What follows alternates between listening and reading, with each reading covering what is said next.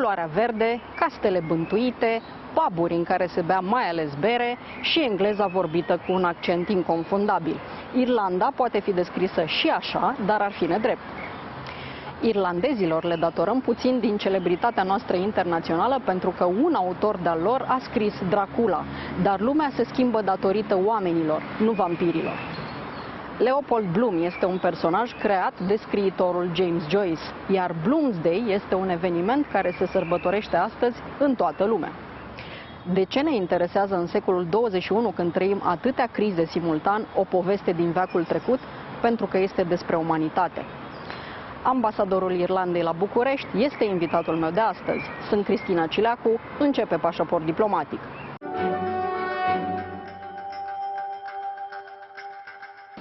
Ambassador of Ireland in Bucharest, welcome to Diplomatic Passport. Thank you, Christine. It's great to be here. Dacă de St. Patrick's Day toată lumea poartă ceva verde, de Bloomsday sunt doar câțiva care se îmbracă în costume de început de secol 20. Este un omagiu adus unui irlandez obișnuit care trăiește o zi obișnuită, dar plină de sentimente amestecate. Personajul Leopold Bloom din romanul Ulisse al lui James Joyce este un excelent exemplu despre cum poate fi înțeleasă umanitatea. Lumea celebrează și în zilele noastre această subtilitate, nu doar prin costumații speciale, ci mai ales prin lecturi publice din cartea lui James Joyce. We are starting our discussion with something atypical when it comes to diplomacy, because we will be talking a bit about Bloomsday. It's a story of an ordinary Irishman in an ordinary day in Ireland, but with a lot of, let's say, direction, topics. It's the relationship between Christians and Jews. It's about love, it's about betrayal, it's about failure, and about a lot of other topics. Let's call it on short about humanity. Why do we still need a Bloomsday in the 21st century? That is a really good question, because Bloomsday and Leopold Bloom, the main character in Ulysses, it's about humanity, as you say. And what Joyce gives us is an insight into how a person thinks on a moment-to-moment basis, not even an hour-to-hour. It's moment-to-moment, what goes through a person's mind. And it's been said about Ulysses that in setting out this character, that it gives people an insight into humanity and into how people work, and actually the confusion of people's thoughts, so that not everybody is certain about everything they think. People have generally a vast array of thoughts going through their head at the same time, so that if we understand people through Ulysses, we have a much better understanding of humanity. And if we understand humanity, we can forgive humanity. And if we forgive humanity, we can actually interact and get on together on a much better basis. So I think that is a lesson from Ulysses, and it's something that Joyce comes back to time and again in his work. So I think that is actually a very good lesson for the modern world. Irlanda trebuia să aibă un nou guvern după alegerile pe care le-a avut în februarie, dar pandemia a împiedicat și derularea firească a politicii. Acum au reînceput negocierile între trei partide care au primit de la electorat cam același număr de voturi. Deși au doctrine rivale, vor trebui să lucreze împreună, pentru că așa a decis poporul. Let's hope that the modern world will understand in the end something about itself, but let's switch towards politics, because this is Diplomatic Passport program, so we cannot talk about literature too much, unfortunately. Your country government is in the making because you had elections in February, but in the meantime the pandemic took over the world, so the government of your country is still under negotiation between the most important parties. What is the actual situation regarding this? The situation really is that the electorate in voting for the parties didn't give any one party a mandate to govern. So we ended up with quite a fractured parliament, and it's been the job of the politicians to come together and try and form a government out of that fracture. And this is obviously very difficult, both in terms of because of the pandemic and the difficulty in holding negotiations through a situation like we've been through, and also because the agendas of each of the parties have to be accommodated, the parties that are negotiating to go into government. So we have three parties currently negotiating, And the issues are very difficult because the issues that face us all now are very difficult. And part of that has to do with our agenda for the next 5 years and the European agenda for the next 5 years, and how we transition as a country and as an economy to the changed times. So this was always going to be a difficult process, and it has been going on for a few months. I think there is an expectation that this will come to some kind of resolution in the next week or two, but it's a political process and these things are always difficult to predict. Premierul Irlandei Leo Varadkar este de profesie medic. În vârful pandemiei de COVID-19 mergea în fiecare weekend să lucreze alături de foștii colegi în spital. Statisticile spun că românii și irlandezii au trecut cam la fel prin încercarea infecțiilor cu virusul corona. In the time of pandemics, a lot of topics changed their course, but also every country in the world discover its weakness. In the case of Ireland, what are these weaknesses you discover? Well, I suppose like every other country, we were not entirely prepared for a pandemic like this. And I think it's true to say that there were things that we could have done at the beginning that we might have done differently. I suppose one of the things that we know, and whether you consider it a weakness, I think in times like this it might be a weakness, is that we're a very open society, a very open country. And we're very connected to the world. So we have very high connectivity, especially air connectivity, with the rest of Europe, with the US. And it's very difficult to switch that off and on. And that connectivity is our strength in terms of economic strength and how we operate as a country on a day-to-day basis. But in terms of a pandemic, it can be a weakness because we're very open. I think as well, the pandemic has really taught us a lot about ourselves as a society, and I think there was a coming together of Irish society in this. And I think there was good leadership through the pandemic from all of the political parties, it has to be said, and through the people actually deciding that the best approach was the approach adopted by the authorities at the time, and people followed the advice very well.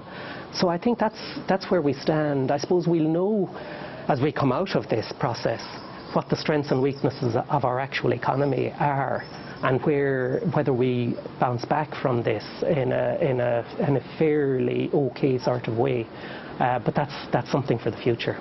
IT, telecomunicațiile și industria farmaceutică sunt punctele forte ale economiei irlandeze, dar chiar și așa, viitorul nu sună prea bine. Estimările sunt că șomajul va ajunge la 22%, iar cifra este foarte mare pentru o țară ca Irlanda. If you speak about economy, it's a prediction related to the loss of jobs in your country that the peak will be around 22%. A decade ago your country had 15% and it was quite difficult to handle. Do you think that your government, the new government, will find solutions for bouncing back this situation, which is supposed to be quite difficult in the case of Ireland? Well, when you refer back to the 15% unemployment, that came at a time when we had the financial crisis. And in fact, within 6-7 years of that financial crisis, we had come down to about 5-6% unemployment. So the Irish economy has been quite resilient in difficult times. I think the nature of the Irish economy today would suggest that, again, we should be able to come back from this. I wouldn't say quickly, but in a relatively reasonable time period. Our economy today is essentially based on ICT, pharmaceuticals, medical devices, agriculture, and a very well-developed agriculture economy. So I think we have the tools and the mechanisms within the economy to actually come through this.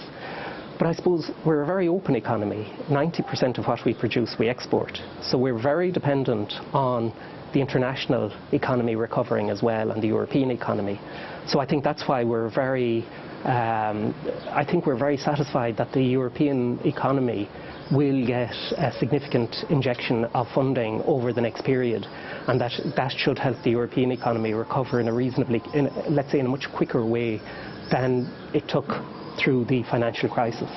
Bani gratis sau împrumuturi returnabile? Aceasta este principala discuție între statele membre UE despre ajutorul financiar pe care Europa îl pregătește pentru ea însăși. Certitudinea pe care o au toate țările blocului comunitar este că niciuna dintre economiile lor nu poate funcționa individual. Așadar, s-a făcut un prim pas pentru găsirea soluției la această dilemă. Inside the European Union, there is this discussion between the frugal country and the rest of the countries regarding this financial help we are going to receive. Shall it be bonds or grants, or shall it be rather loans to pay back? Which is the position of Ireland in this dispute? Well, I think Ireland, in all of this, wants to see a recovery that's sustainable. And I think for a sustainable recovery, there has to be some element of grants and loans. There has to be a mix. And I think in all of this, there has to be some transfer of funds to economies that are essentially broken. It doesn't facilitate anybody to have a situation where economies don't recover. So I think this will be in all our interests to see economies recover. This will all be part of a negotiation. There is no question that these are difficult questions for Northern Europe, for Southern Europe, for all of us. And the mix and getting the mix right will be a difficult process. But it's one that Ireland will engage in fully and across all aspects of the Commission's proposal. So I think this is something that this is the beginning of a process. I think it's the basis for an agreement, and Ireland wants to be part of that solution. Brexit nu merge prea bine. După ce Marea Britanie a ieșit din Uniunea Europeană la începutul acestui an, au început negocierile pentru angajamentele de după divorț, iar Irlanda și Irlanda de Nord sunt într-o poziție diferită față de restul statelor. If we look outside the European Union towards the United Kingdom, the Brexit negotiations are ongoing, and if we listen to those who are involved in the negotiation, the news are not good. What will be the effect of a non-trade agreement upon Ireland and Northern Ireland if this will happen? Well, negotiations and trade negotiations and future relationship negotiations were always going to be difficult, and I think I think it took 2.5 years to negotiate a withdrawal agreement. So to do this within a very short period of time was always going to be a very big ask. So I don't think it's any surprise that we are in a difficult period in the negotiations. For Ireland, we have the protocol, the Irish protocol to the withdrawal agreement, and that gives us certainty around the future relations on the island of Ireland. In all of our work through that withdrawal agreement, we wanted to ensure that there would always be peace on the island of Ireland, and that the island economy, relations between North and South, and the development of our island economy was sustainable and would be sustained through any Brexit process. And we have that certainty. So we're satisfied that we will have an Irish economy, a North and South island economy, that we will be able to manage the single market, so that it's in our interests to ensure that we have a strong European single market and that the single market is protected. I suppose the big question in all of this is how we trade with the UK in the future. And for Ireland, this is very significant, obviously, but it's significant. It's not as significant as it would have been many years ago, where the Irish economy depended almost entirely on our relationship to the UK economy. Since we became a member of the EU, our economy has diversified hugely, to the extent now that I think it's just 16% of Irish exports go to the UK. Now, of those exports, it's the agri-exports, and it's the agri-economy in Ireland that really would be most affected. And that means that it's rural Ireland that would be most affected by any difficult trade situation with the UK. So we are very anxious to ensure that there is a satisfactory outcome of these negotiations. But we're very firmly on the side of the EU in these negotiations. So we look to the EU, we work closely with the EU negotiating team, and it's just important that we have a resolution of all of this.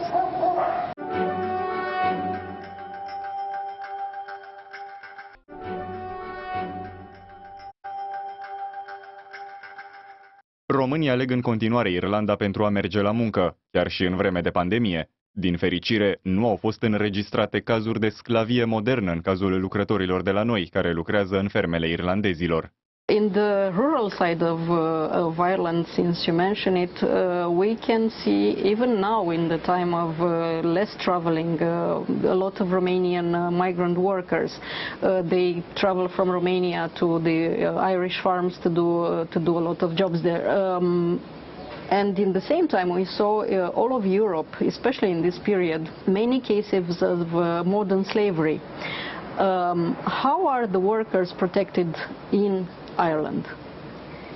Well, firstly, I should say that the Romanian community in Ireland is a really valuable community to Ireland. And a big one. And a big one. But it's also the case that Ireland, for many, many years, was really mono-ethnic. We did not have people from outside of Ireland living in Ireland. And it's in about the last 20 years that our population has really diversified, and now I think it's 16% of the people of Ireland were born outside the island of Ireland. So that has been a big, let's say, adjustment for Ireland in terms of welcoming people from outside of Ireland to our country. I would have to say that the Romanian community is extremely well integrated in Ireland. I think last year, we have a ceremony every year welcoming people who want to take out Irish citizenship. And I just noticed that in December, we had our last ceremony on this in December, and the third biggest group represented on that were Romanians. So at that time, I think it was 1,600 Romanians took out Irish citizenship. And I think this gives a sense of how comfortable Romanian people feel in Ireland, and how well they are integrating into Ireland. The other side of that is, you know, workers' rights, and I think workers in Ireland are very well protected by on the workers' rights front and by all our institutions who work in this area. And I don't think I've come across a situation where there have been complaints about Romanian workers being treated any differently to Irish workers. And I think this is as it should be. I think the other good thing about all of this, I think both for Romania and for Ireland, is that now you have Romanian people who have worked with Irish companies in Ireland coming back to Romania and setting up branches of those companies in Romania. So I was very pleased to... especially in IT. In IT. And this is, I was in Cluj in January for the first anniversary of a company's operations in Romania, and there were 30 people in the company in Cluj, 200 in the company in Ireland. But the R&D for the company was being done in Cluj, and the operations for the company were being done in Ireland. So this is an absolutely win-win situation for all of us in this, and I think this could be a future model. You would hope it would be a future model for relations and for development. You are ambassador in Romania, and you arrived in interesting times because the pandemic was as well present, so you didn't manage to do much. But for the rest of your mission, what are your plans as ambassador of Ireland in Romania? Well, I suppose I arrived here in September of last year, and my first engagements were all around business, the Irish business community, and stuff to do with developing that business, and that's part of the reason I was in Cluj in January. I would see that as part of my future mission of developing further relations, business relations, but also cultural relations. I think we have a really deep cultural understanding between our Irish culture and Romanian culture, and I think that has been a very fruitful engagement previously, and I would like to take that on further. Bloomsday se sărbătorește și în România de câțiva ani. Chiar dacă acum suntem încă în pandemie, aniversarea va avea loc din nou și toată lumea este invitată. We started our discussion with Bloomsday, and I know that is celebrated all over the world, but less in Romania. So will you make a plan of it as well? Well, Bloomsday has actually been celebrated in 200 countries around the world. So here I'm delighted that we're able to work with the Romanian Cultural Institute on a project that really I think goes with the times of pandemic, where we're doing an online program where we have involved some really great Romanian artists. We have Marcel Iureș, we have Adrian Petrescu, and we have Ionuț Pascu, all performing at the Romanian Cultural Institute. Now this will be an online program that we will release for Bloomsday on the 16th.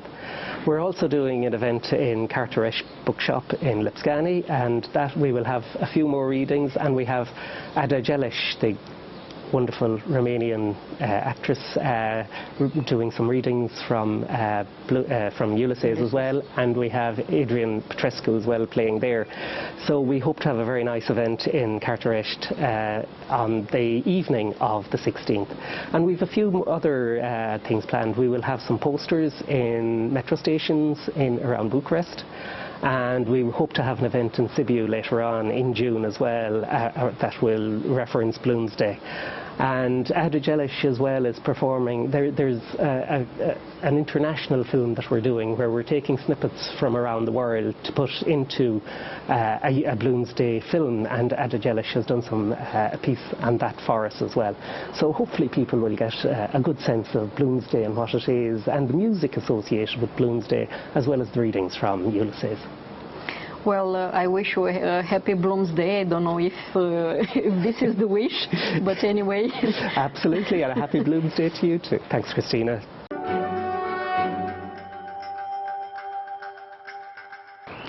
Atât pentru astăzi, dar rămânem în continuare online pe pagina de Facebook a emisiunii și pe contul nostru de Twitter. Revenim cu subiecte noi vinerea viitoare de la ora obișnuită 11:30. La revedere!